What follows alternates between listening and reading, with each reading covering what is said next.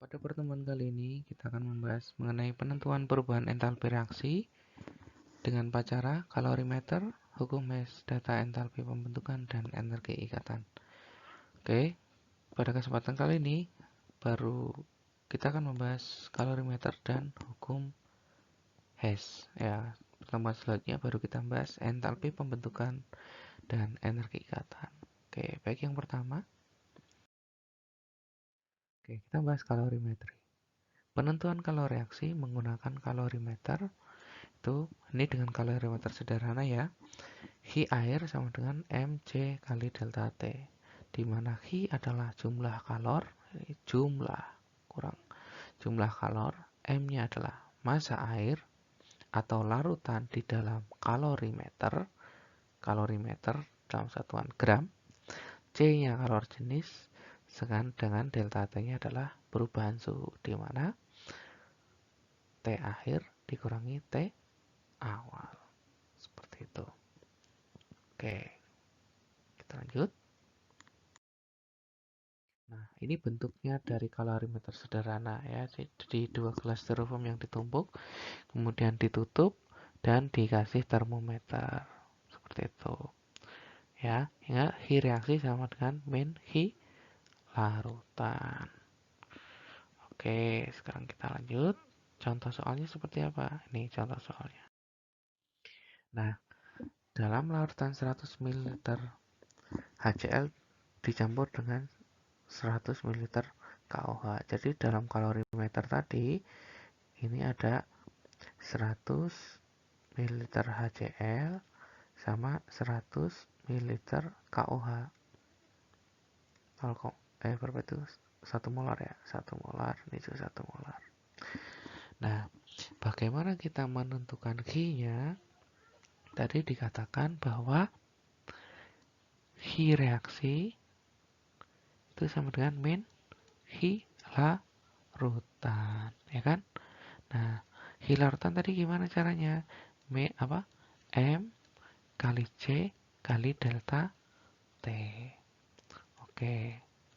M-nya berapa? M-nya ini 100 mili sama 100 mili. Berarti sama dengan berapa? 200 mili. 200 mili itu sama dengan 200 gram. Kenapa? Karena di sini dikatakan bahwa massa jenis larutannya 1 gram per mililiter. Artinya dalam setiap 1 gram sama dengan 1 mililiter. Maka dianggap bahwa volumenya sama dengan massanya. Jadi kalau ada 200 mili berarti sama dengan 200 gram. C-nya berapa? C-nya ini C. Ini C ya. C-nya 4,2 apa itu? Joule per gram derajat Kelvin. Delta T-nya berapa? Yuk kita lihat. Menyebabkan kenaikan suhu 6 derajat. Berarti naiknya 6. Ya udah berarti delta T-nya 6. Tinggal dihitung. Ya berapa? Min 200 kali 4,2 dikali 6. Berapa ketemunya? Oke, baik, ketemunya berapa?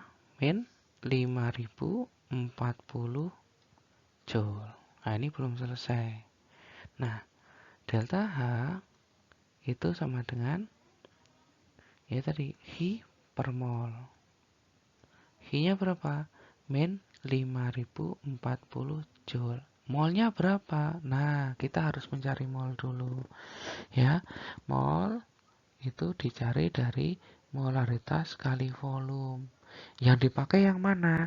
Karena ini sama, ya ini sama, maka yang dipakai salah satu saja. Jadi 1 molar dikali 100 mililiter. 1 kali 100 ya 100 milimol. Jangan langsung mol karena ini mililiter. Nah, kalau milimol jadi mol berarti dibagi 1000. Jadi 100 dibagi 1000 berapa? Ya, 0,1 mol. Nah, ini kasih ke sini. 0,1 mol. Nah, sekarang kalau min 5040 Joule dibagi 0,1 mol berapa? Ya, min 5040 tambah 0,1. Nah, joule per mol. Nah, kalau ini di sini kilojoule, berarti dibagi 1000. Kalau dibagi 1000 berarti jadi min 50,4 kilojoule per mol. Oke, seperti ini ya.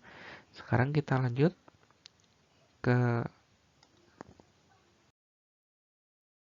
cara yang kedua, yaitu hukum Maes.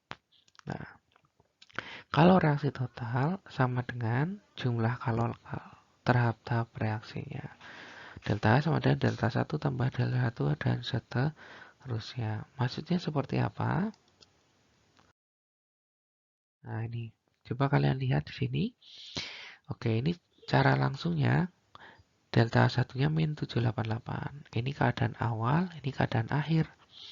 Nah, min 788 ini didapat dari mana? Didapat dari min 222 ditambah min 566. Jadi ada dua lintasan. Lintasan pertama dengan cara langsung, lintasan kedua itu bertahap. Jadi mau pakai lintasan pertama atau lintasan kedua, hasilnya tetap sama min 788. Kalau nah ini dilihat dari diagram tingkat energi reaksinya. Oke, min 788 itu sama dengan min 222 ditambah min 566. Oke, kita langsung ke contoh soalnya. Oke, contoh soal seperti ini. Oke, misalkan ini delta H1, ini delta H2, ini delta H3. Awalnya di mana? Ini awalnya di sini. Awalnya di sini, akhirnya di sini.